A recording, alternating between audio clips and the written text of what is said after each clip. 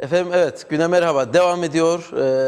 İlk iki bölümü tamamlamıştık. Gazete manşetlerini, Türkiye basını, Rum basınını, bugün aramızdan ayrılanları sizlere aktarmış olduk. Şimdi de konuk kısmıyla güne merhabaya devam ediyoruz. İkinci Cumhurbaşkanı, Cumhuriyetçi Türk Partisi eski başkanı Sayın Mehmet Ali Talat'la birlikteyiz.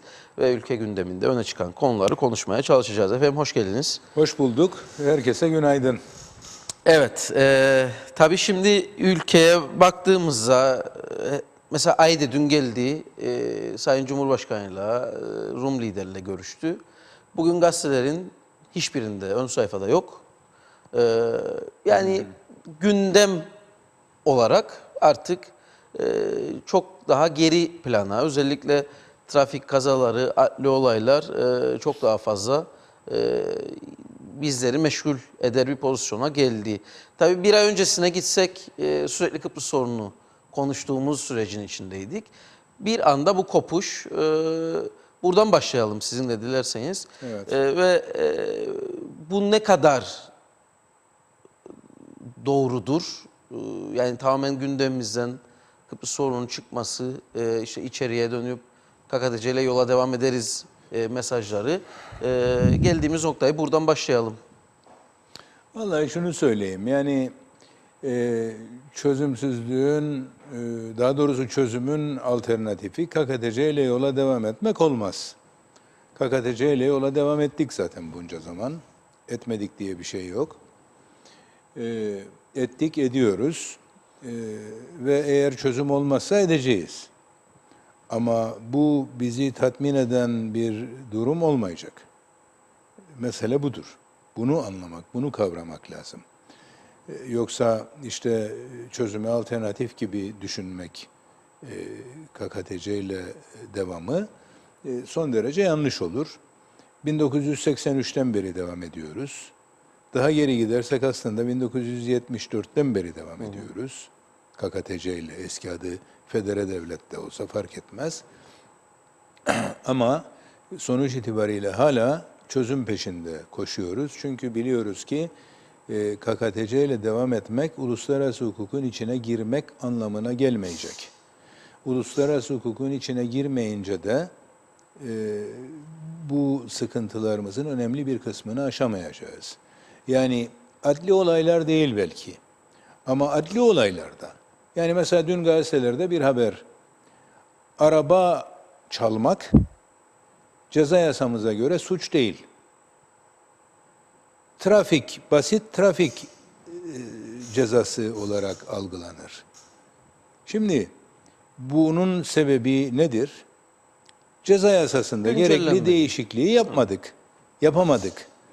Halbuki biz eğer uluslararası hukukun içinde olsaydık böyle tuhaf bir durumla karşı karşıya kalmayacaktık. Ama bunları yani bizim elimizden de tutan yok ki bu Elimizden tutan yok. Ama için. orada bizi şiddalayan var. Evet. Mesele odur. Yani sadece bu mu yani daha Bir örnek bir sürü örnek var. Yani işte bilişim suçları örneğin tanımlanmamıştır diye bir sürü sıkıntılar yaşanır. Yani kredi kartı dolandırıcılığı örneğin suç mudur değil midir? Yani nasıl yargılanırlar? Hangi ceza çarptırılırlar? Bütün bunlar hep uluslararası hukukun yani Avrupa müktesebatının dışında olmamızdan kaynaklanıyor. Halbuki içinde olsaydık dediğim gibi bizi şiddalayan, o yöne yöneltenler olacaktı. Sadece bu da değil. O kamyonla yapılan kaza örneğin. Yani öyle bir şirket yani dünyanın başka yerinde yani kapanma noktasına gelir. Olamaz böyle bir şey. Ne tanırım ne derim insanlara ama böyle bir şeye hakkı var mı ya? Kayıtsız kamyonu kullandırmak, ehliyetsiz insana kullandırmak. Nasıl olabilir böyle bir şey? Yani buna öyle Oluyor basit ama, cezalarla geçiştirilecek tabii muhtemelen. büyük ihtimalle. Yasalar çünkü bir şey el vermiyordur buna. Yasalar el vermiyor. Evet, el vermiyor. Yani geçenlerde bir şey okumuştum. İngiltere'de işte hurdaya çıkmış şilte, koltuk, yatak gibi şeyleri tabii belediyeler veya ilgili bertaraf ediciler para karşılığı bu işi yapar. Bir karı koca da bir van araçları varmış, almışlar, alırlarmış bunları daha ucuz fiyata. ve yolda giderken tenha yerlerde yol kenarlarına serpiştirirlermiş. Böylece daha ucuza bertaraf etmiş olurlar. Belediyenin veya devletin ayırdığı yere götürmeden hallediyorlar işlerini. Daha çok para kazanıyorlar. Daha ucuza daha çok iş buluyorlar. Tespit ediyor bunu makamlar. Gidiyorlar, aracı alıyorlar, eziyorlar aracı ve hurdaya veriyorlar. Hadi yap bakalım, yapabilirsin. Yani bak, bunu yapan idari makam. Bunu yapan mahkeme değil. Demek ki idari makamın böyle O gücü, yetkisi var, o yetkisi gücü var. Onun için bizde ise öyle değil. Önüne gelen istediği yere, istediği pisliği atar döker. Belediyeler yapar ya. Tabii. Belediyeler yapar. Bir sürü şey yapar, fabrika yapar. O fabrikayı kapatacaksın canım, öyle yasan olacak. Kapatacaksın. O korku içinde olacak Tabii, bir yönetici. tabii. Ha, bütün bunlar işte az önce söylediğim gibi KKTC ile devam etmenin sıkıntılarını anlatıyor. Yoksa yapamaz değiliz tabii, otururuz yaparız. Yani meclis bu yasaları geçirir örneğin. Oturur, birilerinin bunu hazırlaması gerekir, yapması gerekir ama yapmıyor işte. Hükümet başka işlerle uğraşıyor. Neden Meclis yapamıyoruz başka yani? işlerle Mesela uğraşıyor. siz de, geçik başbakanlığınız kısa süreli oldu ama Ya hayır bak. neden yapılamaz? Bakın en son dönemi hatırlayın. Benim başbakanlığımı bırak, o çok eskidir. O dönemde çok şey yaptık çünkü. Şimdi yani 2004'ten bahsediyorum. 2004'te yasa yapamadık çünkü azınlığa düşmüştük hükümet olarak ama bir sürü idari karar aldık. KDV'lerle ilgili, vergilerle ilgili Rum tarafının rekabetini de dikkate alarak ilk defa tarihte ucuzluk yarattık. Malların fiyatı düştü ya, %13,5 ekonomik büyüme oldu falan, yani yaptık o dönemi. O dönemi bırak da en son dönemi söyleyeyim. Belki de elimizde 5 tane böyle sağlam, hazır yasa tasarısı vardı. 2-3 tane de biz hazırladık o çok kısa dönemde. Mesela su kurumu yasasını hazırladık. Evet. Ortağımızla işbirliği içinde yapamadığımız için ondan sonraki adımları geçiremedik. Kamu görevlileri yasasını hazır bulduk. Eskiden görüşülmekteydi zaten. Canımızı yedik. O nedenle yeni müşavir yaratmama sözü verdik girerken hükümete ve yaratmadık. Fakat o yasayı da geçiremedik. YÖDAK yasasını hazırladık. Bizim hazırladığımız yasadır bu geçirdikleri. Bazı bölümlerini değiştirdiler. Hükümetin ağırlıkta olacağı hale getirip geçirdiler. Bizim zamanımızda geçirmedilerdi çünkü biz buna müsaade etmeyecektik. Elektrik kurumunun özerkleşmesi yasasını hazırladık. Onu da geçiremedik. Yani bir sürü yasa hazırladık. Daha da var hazırladığımız yasalar. Ama bu yasaları bir türlü geçiremedik. Çünkü ortağımızla o uyumu sağlayamadık. Bir de tabii süremiz kısa oldu. Yani 8 ay ancak. Evet. Yani zaten birkaç ay, belki de daha fazla yasa hazırlık zamanı var. Onları hazırladık. Gerekli prosedürlerden geçti, savcılıktan, şundan, bundan. Sonra da gitti Bakanlar Kurulu'na. Kimi geçti geldi meclise, kimi geçmeden o aşamada durdu ve geçiremedik. Ya bunun en önemli sebebi nedir biliyor musun? Bana göre en önemli sebebi çok kısa süreli hükümetlerin olmasıdır. 40 yılda 39 hükümet kuruldu. 41. yıla girdik. Evet. 41 yılda 39 hükümet kuruldu. 41 yılda 39 hükümet kurulursa, yani ortalama ömrü 1 yıl olan hükümetler nasıl iş yapabilir? Ve üstelik de hazırlığını hem de ortağımızla, yani UBP ile birlikte yaptığımız yasaların biz hükümetten ayrıldıktan sonra UBP tarafından farklılaştırılarak geçirilmesi gösteriyor ki özellikle UBP ve DP gibi partilerin hükümetten uzak olması lazım. Çünkü onların hükümetteki şeyleri, programları, gündemleri farklıdır. Memleketin hayrı için vatandaşın bütününü ilgilendiren konularda iş yapmak değil, belli zümreleri, kendi çevrelerini bir yerlere getirebilmek, onlara avantajlar sağlayabilmek içindir. Bunlar çok önemli şeylerdir. Mesela şimdi Girne'den şikayet ediyoruz hep birlikte, değil mi? Girne betonlaştı, Girne mahvoldu, Girne bitti.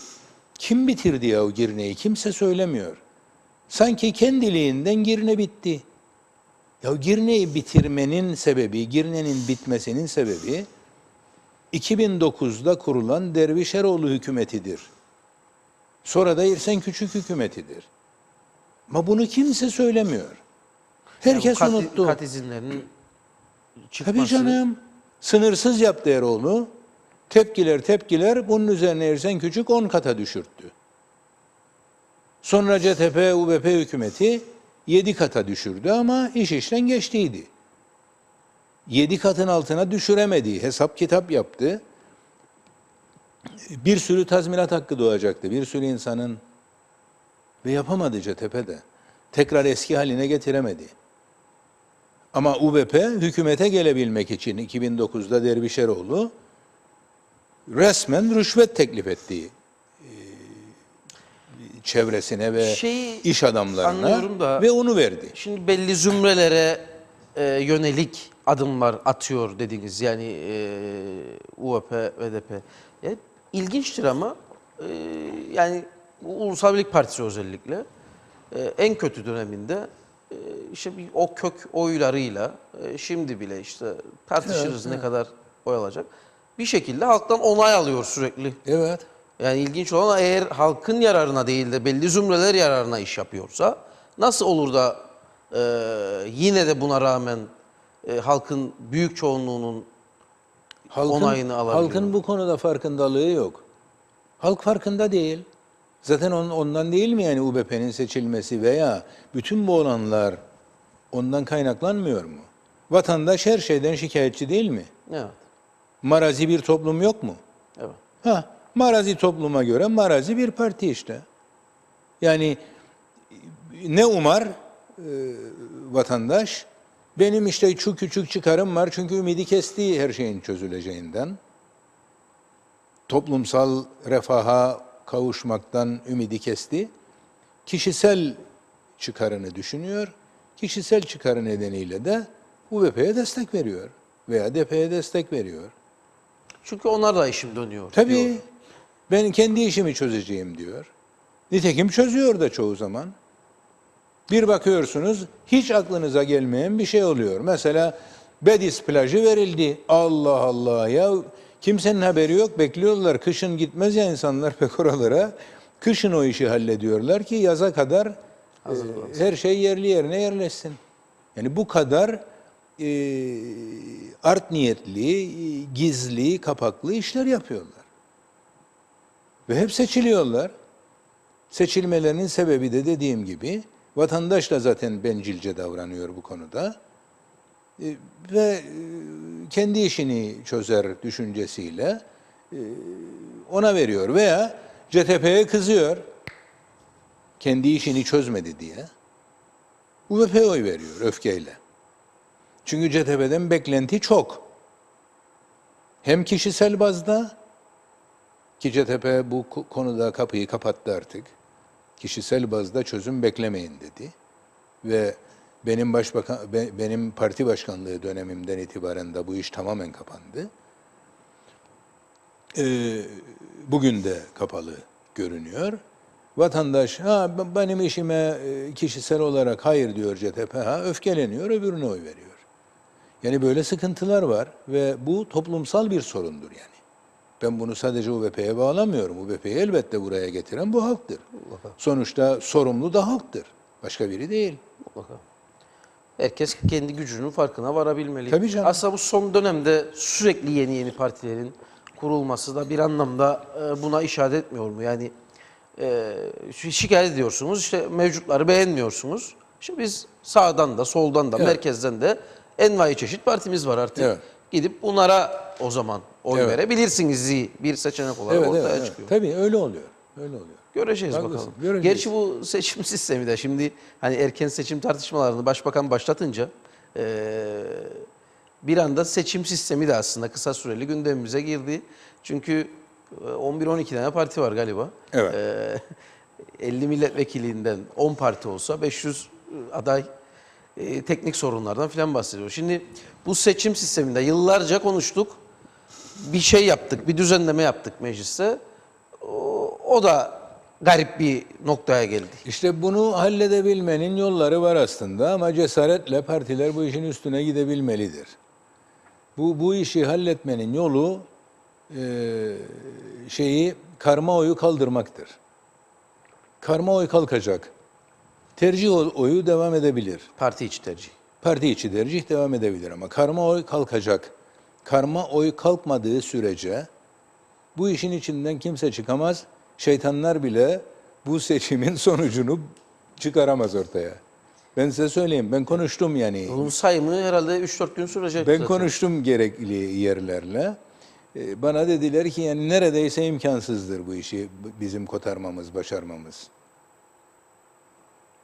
O zaman oturacaksın. Neden? Tek liste, yani siz tercih seçeneği de kaldırılmadan, karma oy kaldırılmadan sıkıntısız olur. Ne olursa. Yani bölgelere ayırmadan tek liste. Tek liste, Yani tamamen kafa tek karışıklığı liste. olmadan tek liste olabilir. Bak tamamen tek liste olsa olur. Ama onu partilerin özellikle taşra örgütleri kabul etmedi. Hatta yani bir ara neredeyse kadük oluyordu yasa, geçiremiyorduk yani ve bitecekti yasa. Çünkü benim dönemimde geçti yasa, o dönem geçti. Sonuçta ikna edilerek bazı partilerin işte taşra örgütleri diyeyim ona, büyük örgütler dışındaki örgütleri geçirilebildi ve böyle geçirilebildi. İşte ama kotalar korundu diye onlar da ikna oldu. Tabii ama hayır daha da fazlası vardı istedikleri, onlar olmadı ve sonuçta kabul ettiler. Ama önemli olan nokta şudur, dediğim gibi size zaten karma oy partisel demokrasi mantığına uygun değil. Karma oy kişileri öne çıkarır. Kişileri öne çıkararak popülizmi ön plana atar. Yani örneğin bir ünlü birisi var. Vatandaş başka parti düşüncesinde olduğu halde o ünlü birisine oy verir. Avukatıdır, oy verir. Doktorudur, oy verir. Zaten dikkat ederseniz meclisin %40'ı galiba doktor. Evet, doktordu. Bunun sebebi de budur. Her parti doktorları aday göstererek siyasetle çok az ilgisi olan insanları meclise sokar. Halbuki dediğim gibi parti tercihi ve parti içi tercih kullanma gündeme gelirse o zaman bu sıkıntı da ortadan kalkar. Doğru olan yani bu karma sistemin kalkması. Karma oyun kaldırılması en doğru olandır diye düşünüyorum. Çünkü Bu tartışılmadı mı? Yani tartışılmadı, hayır. Şey ederken. Tartışılmadı. Şey diyor, yani bütün yasalarımız, işte anayasamız vesaire, partiler siyasi hayatın temelleridir, temel unsurlarıdır. Eğer partiler temel unsursa, partiler arası oy kullanma mantıklı değil. Bir partiyi seçeceksin, beğendiğin partiyi, ona mührünü vuracaksın. Onun içinden beğendiğin kişilere tercih oyu kullanabileceksin. Doğru olan budur diye düşünüyorum. Eğer meclis bunu yaparsa, çaresizlikten yaparsa, sırf seçim yapabilmek için yaparsa, iyi bir iş yapmış olacak. Toplum tepki gösterir mi size göre? Yani karma oy... Vallahi gösterenler olur. Karmacılar tepki gösterir tabii. Ama Ben onlar hiçbir da yani partiye beğenmiyorum, karma oy kullanmak o zaman ya oy kullanmayacaksın, hiçbir partiyi beğenmiyorsan, ya oy kullanmayacaksın ya da beğenmediklerinin içinde en iyisi. Kötünün iyisi. Kötünün iyisi hangisiyse ona oy vereceksin. Ne yapalım? Bizde çünkü oy kullanmamanın cezası yok. Zaten. Yani diyemeyiz ki insanlara mecbursun gidip kullanacaksın. O yüzden bari karma kullan. Öyle bir zorunluluğu da yok. Bir partiyi beğenmiyorsa oy vermesin. İşte oy vermediğinizde de hani seçim dağılıma geçtiği zaman en yüksek oy alan partiye bir dolaylı destek olmuş oluyor değil mi? Tabii. Yani Tabii öyle olur. daha iyi Öyle gidip olur. yak. Yani Tabii. gidip oyunu yak daha iyi. Ama yakınca da aynı. Yakınca O da. da geçer. O da Sizler aynı. de aynı Tabii. kotaya giriyor. Tabii. O zaman karmayı kaldırmak çok Kötülerin zor. iyisi. Kötülerin iyisini seçeceksin. Bakalım göreceğiz ama mevcut durumda çünkü olmayacak. Bu Yok iş bir olmayacak. şekilde değişmesi gerekir. Bu seçimi yapamayacaklar. Evet. Tabii seçim ne zaman olur göreceğiz onu da ama hep Kıbrıs sorunuyla bağdaştırdık. Süreç içerisinde işte referandum olabilir falan atlasın o da kalktı. Şimdi her an olabilir herhalde. Şimdi tabii Kıbrıs sorunu durdu diyemeyiz. Herhalde bir haber var, sizin de bilginize gelmiştir. Güneyde bir DİSİ'nin hazırladığı bir yasa tasarısı var.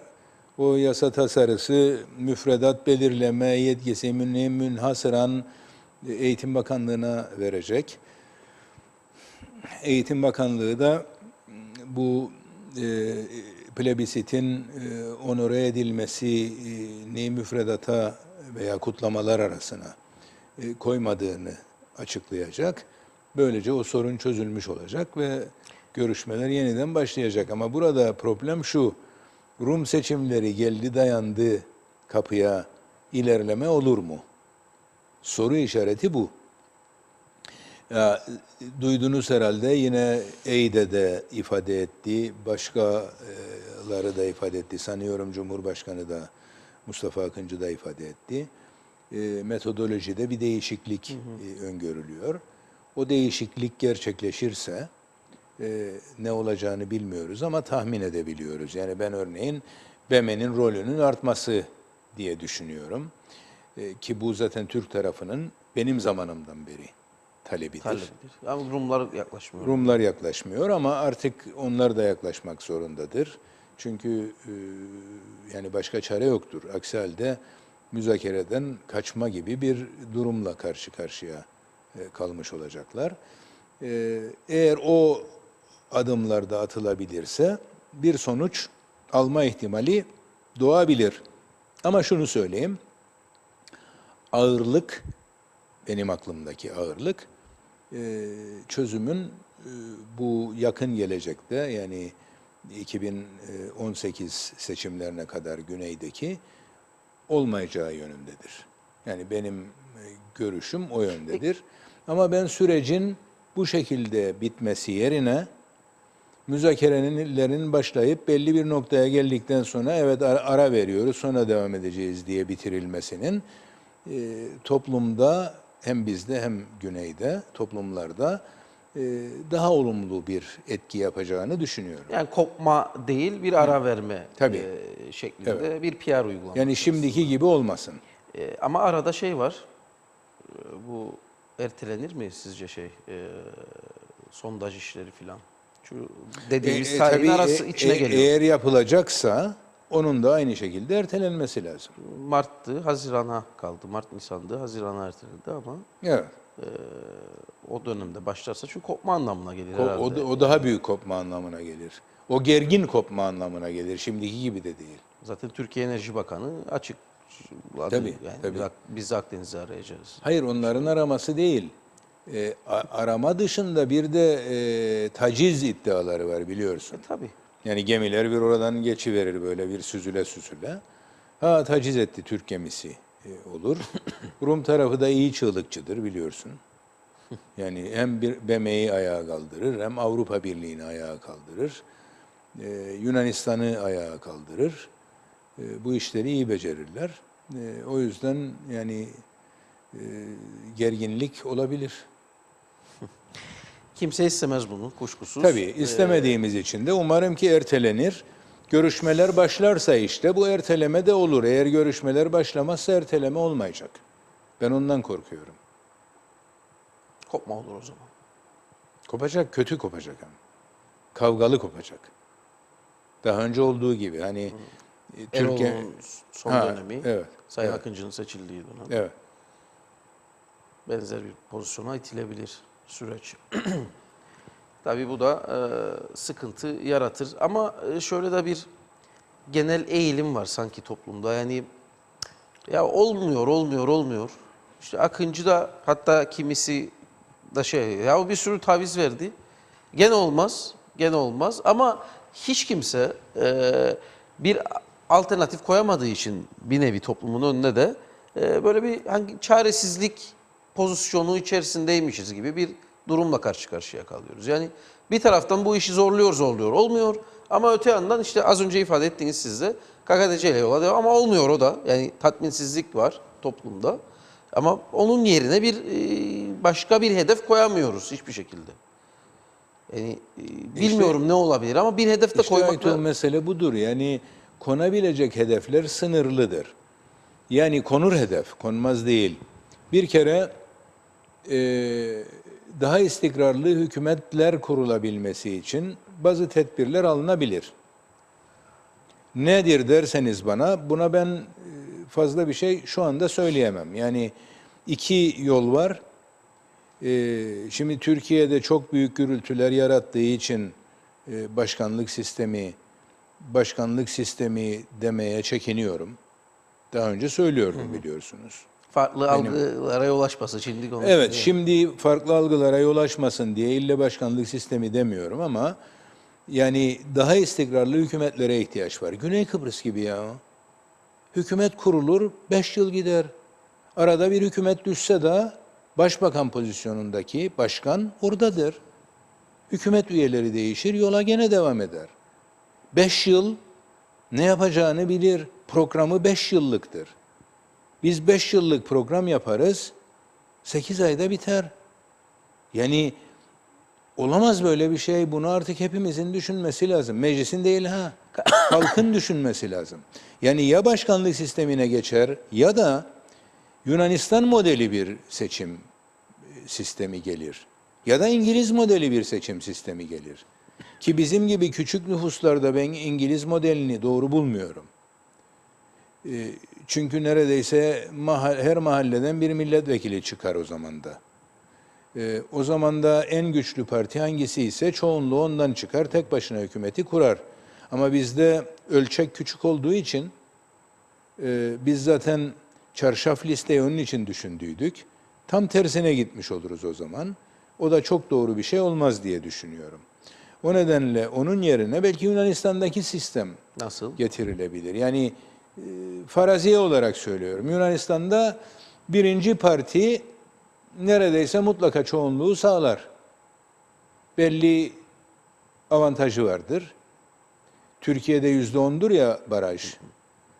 Orada da birinci gelen parti peşinen şu kadarı çıkarmış olur.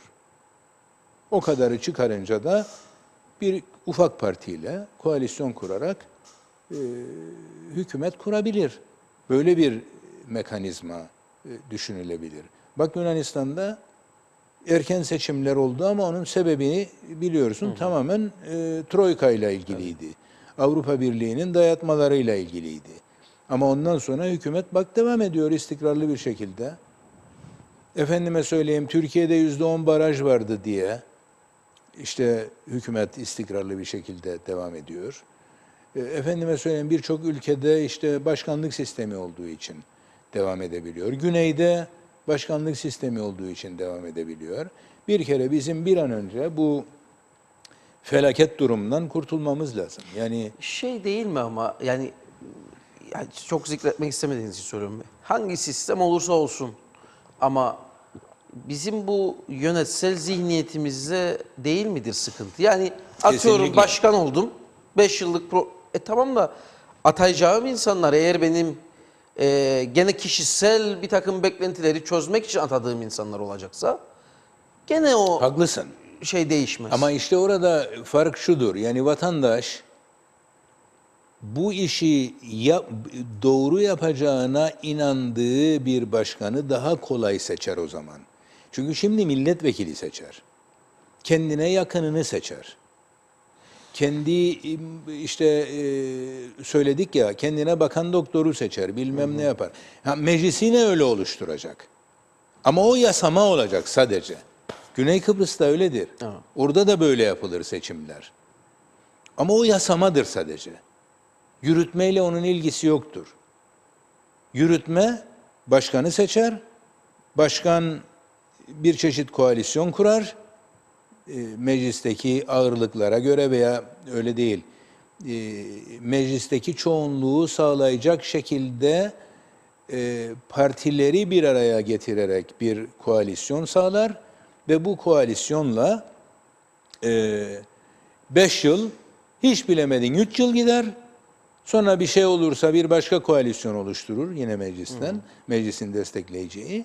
Yola devam eder. Hiçbir şey yapamazsa, meclisin çoğunluğunu sağlayamazsa bile yine hükümet devam eder. Nasıl sorunlar çıkar? İstediği yasaları geçiremez. Geçiremez, bütçesini de bazen geçiremez. Obama da yaşadıydı bu Tabii, sorunu. tabii ama yani buna rağmen hükümeti istikrarlı kılar. Yahu biz de söylüyorum sana, yasaları hazırladık. Eğer bu hükümet şimdiye kadar devam etseydi dünya kadar yasa geçecekti. Bu yasaları hazırladık ama hiçbirini geçiremedik. Dağı yasasını bile geçiremedik ya. Geçiremedik. Sonuçta hükümetlerin istikrarsızlığının sebebi bizde popülizmdir. Tabii popülizm başkanlık sistemlerinde de yok mudur? Ya da işte Yunan modeli sistemde yok mudur? Onda da vardır. Yok diyemem. Yani gerek Syriza'nın kazanması da popülizmin sonucuydu. Trump'ın kazanması popülizmin sonucudur falan filan, yani bunları biliyoruz. Rut seçim zaferinde buna işaret etmişti. Yani Tabii. Kötü bir popülizme izin vermedi Hollanda Evet, halkı evet, diyerek. öyle Trump oldu. ve Tabii onlar da popülizm yaptı. Yani anlıyorum, ben şunu anlarım. Yani Hollanda'da miting yapmana izin vermem diyebilir bir hükümet. Çünkü ben güvenliğini sağlayamam kardeşim diyebilir. Ama şunu kabul edemem. Bir bakanı konsolosluğa sokmamak, efendime söyleyeyim onu protesto eden, bu durumu protesto eden insanlara saldırmak Müdahale etmek. vesaire, bu da olacak şey değil. Yani dolayısıyla yani yapılabilecek makul şeyler var, yapılamayacak şeyler var. Ama yapılabilecek şeyleri de yapmaları lazım. Hele Avrupa demokrasinin beşiği ise buna özen göstermesi lazımdı. Orada doğrudur, popülizm kazanmadı ama popülizm yapan bir yapmak zorunda kalarak kendisi de seçildi. karşısındaki Wilders'in Tabii. o çok aşırı derecede neredeyse faşist düşünceler. Ama o hastadır galiba yani. Ben onun bir şeyini gördüm, videosunu. Türkler diyor, Müslümanlar diyor, sizi istemiyoruz, olduğunuz yerde kalın. Tamamen bunun üzerine yapıyor. Siz Avrupalı değilsiniz diyor. Siz hiçbir zaman olmayacaksınız diyor.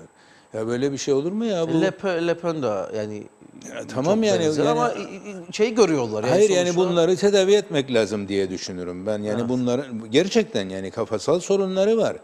Niçin yani birçok ülkede şeyler var, akıl hastaneleri var, işte psikolojik tedavi merkezleri var falan. Bunların da o tedavilere ihtiyacı var. Yani normal bir davranış değil davranışı. Çünkü diğerlerini insan olarak görmüyor zaten. Evet. Şimdi tabii bağlamak istiyordum. Başka yere saptı konu ama ters bir açı yaparak şöyle diyeyim. Hani çok başkanlık demiyorsunuz ama hani sonuçta bu daha önce konuşulduğu için söylüyorum. Şimdi Türkiye'de sonuçta bu seçim yapılacak, referanduma gidilecek. Olası rejim değişikliğine onay çıktığını varsayarsak Kıbrıs'ta hani Türkiye'de zaten ne olursa Kıbrıs'ta da olacak mantığı bir şekilde var. Daha kolay bir dönüşüm yaşanabilir mi? Yani tartışmaya açabilir miyiz en azından bunu? İşte Türkiye'de de var, Güney'de de var. Yani biz nereye gitsek olacak. Bunu biz de tartışmaya açabiliriz'i konuşabilir miyiz? Bence çözüm olmadan bu iş olmaz. Çünkü bizimkiler alıştılar. Yani bak, partiler içinde ciddi bir risk almadır bu. Çünkü Cumhurbaşkanı sonuçta seçime girerken bir partiden seçilecek. Evet. Diğer partilerin rolü azalacak. Yani azalacak derken ortadan kalkmayacak ha. Diğer partilerin rolü azalacak. Koalisyon partilerinin rolleri olacak ama onların da halkın genel oyuyla seçilmiş başkanın yanında eski güçleri olmayacak. Yani şu anda başbakan şöyle alalım, Hüseyin Özgürgün. Meclisin ikinci partisinin başkanı. Evet. Kendisi Lefkoşa milletvekili. Bir şekilde sadece Lefkoşalıların oyuyla seçilmiş bir milletvekili. Ama Cumhurbaşkanı bütün halkın oyuyla seçilmiş bir cumhurbaşkanı. O yüzden daha güçlü olacak o durumda. Bir bu yanı var işin. O nedenle partiler birazcık daha kendilerini daha küçülmüş hissederler böyle bir düzende. Ama aslına bakarsan partilerin görevi de yasama olur o zaman. Tamamen yasama olur. Eğer başkanlık sistemi olursa bana göre mecliste de bazı önlemler almak gerekir. Mecliste alınacak önlemlerle meclisi gerçek bir yasama haline getirmek, yasaların meclis tarafından ağızlı yüzlü, doğru dürüst Daha yapılmasını, uzman kadroların kurulması gerekiyor. yapılmasını sağlayacak meclis ekibine ihtiyaç var. Belki danışmanlara, belki danışman ekiplerine ama gerçekten danışman olacaklara, hukukçu, işte nedir o siyaset bilimci vesaire onlardan oluşan ekiplere ihtiyaç olacak. O zaman gör bakayım dört dörtlük yasalar nasıl çıkabilir? Hem de bu şartlarda. Yani çözüm olmaması şartlarında. Çıkabilir. Örnek vereyim size. Şu anda Avrupa Birliği Koordinasyon Merkezi'nin hazırladığı ve peşinde olduğu, şimdiki koordinasyon merkezi de aynı çizgide mi şu anda bilemiyorum tabii ama yani benim bildiğim zamanki koordinasyon merkezinin peşinde olduğu bir sürü yasa var. Yani İstatistik Kurumu, Özerk İstatistik Kurumu'nun kurulması yasası var. İşte bu kamu reformu yasası var. Daha bir sürü yasaları var. Bildiğim Avrupa Birliği'nin istediği muktesebata uyum yasaları var. Avrupa Birliği'nin Kıbrıs masası sorumlusu beni ziyaret ettiğinde 2-3 defa görüştük. Bana dedi ki yani neredeyse ayda bir yasa geçirseniz yıllar istersiniz. İşte meclis bunları yapacak şekilde organize edilmeli. Hal yasası var. Kangren oldu. Tabii. Ve yani sana söyleyeyim hani denir ya laboratuvar yandı, tahlil yapılamıyor, vatandaş öfkeli veya güvensiz falan. Onlara da cevap verecek bir şeydir bu hal yasası. Tabii. Yani bütün bunların yapılabileceği bir meclis çalışması dediğim gibi hükümet işleriyle uğraşmayan bir meclis tarafından yapılabilir.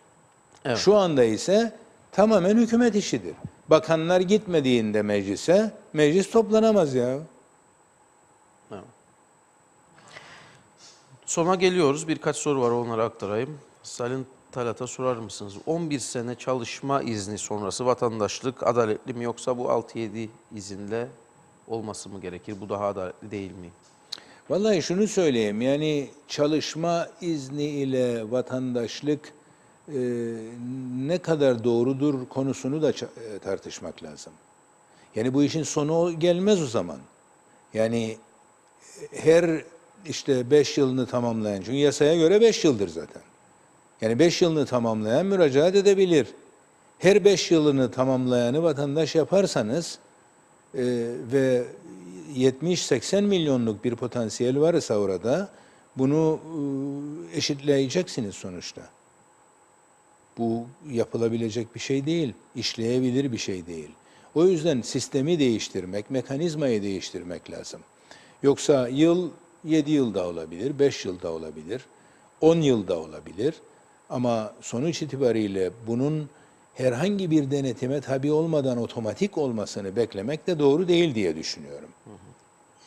Ama benim en büyük sorunum Bakanlar Kurulu kararıyla verilen vatandaşlıklardır. Ki o da bol bol var. Bu çok haksızdır, çok adaletsizdir. Esas ona vurmak lazım. Yani herhalde izleyicimiz şeyi yani çalışma izniyle vatandaş olma Olmak için noktasındadır.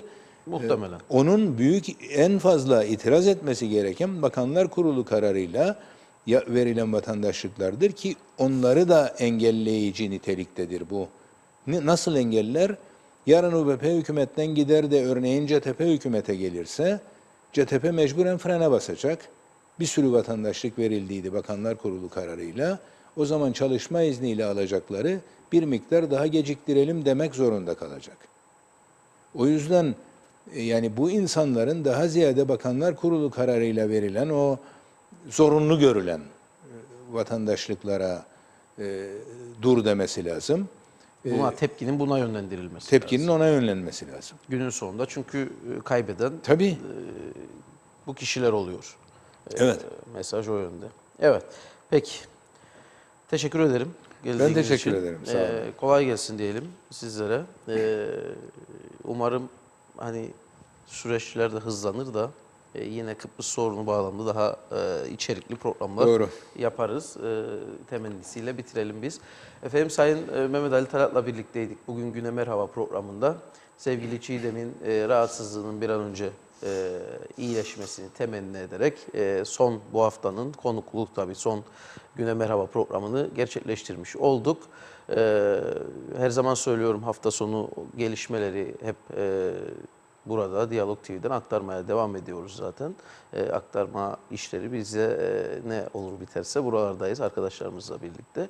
O yüzden herkese iyi tatiller dileyelim. Pazartesi günü bakalım Çiğdem umarım iyileşir, döner aramıza. Evet. İyileşmezse de yine bizler buralarda olup sizlerle buluşmaya devam edeceğiz sabah programında. Herkese iyi tatiller, görüşmek üzere.